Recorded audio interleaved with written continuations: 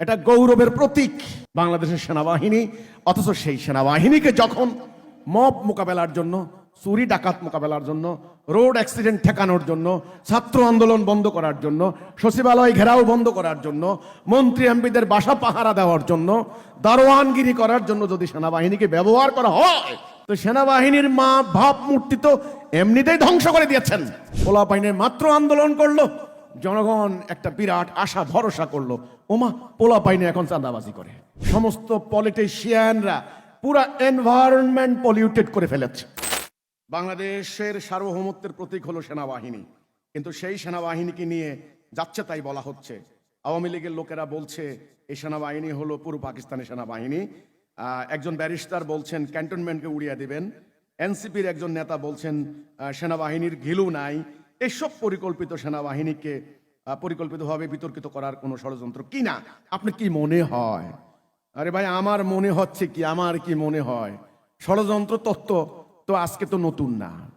আসলে আমরা এমন একটা পর্যায়ে চলে এসেছি, ইংরেজিতে একটা কথা বলে point of no return. Point of no return.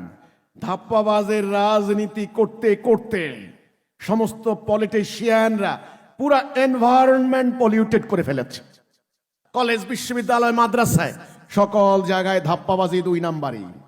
Police ডিপার্টমেন্টকে দলীয় স্বার্থে ব্যবহার করতে করতে এটা পেটুয়া লাঠিয়াল বাহিনীতে পরিণত হয়েছে। স্টুডেন্ট উইংস, কলেজ বিশ্ববিদ্যালয়ে ছাত্রদের সংগঠন তৈরি করে লেজুর ভিত্তি করে স্বার্থের রাজনীতি হানাহানি করে ছাত্রদের চরিত্র নষ্ট করে দিয়েছে। পোলাপাইনে মাত্র আন্দোলন করলো, জনগণ একটা বিরাট আশা ভরসা করলো, ওমা পোলাপাইনে এখন চাঁদাবাজি করে। এটা কেমন কথা? তো কাজেই সেনাবাহিনী আর এই জাতির বাহিরে থাকে কি করে? এটা দুঃখজনক কথা। এটা ডিসিপ্লিন প্রতিষ্ঠান, এটা আইন মান্যকারী, এটা গৌরবের প্রতীক বাংলাদেশের সেনাবাহিনী।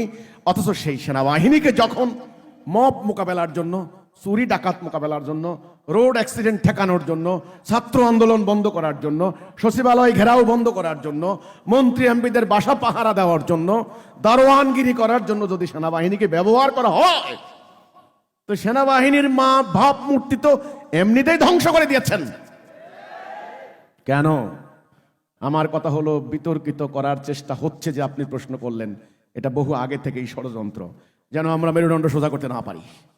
আমি সেনাবাহিনী নয়, কেবল দেশকে যারা ভালোবাসেন সকলের উদ্দেশ্যে বলতে চাই, আদর্শ চলে এসেছে, সত্য চলে এসেছে। আপনাদের ভীত সন্ত্রস্ত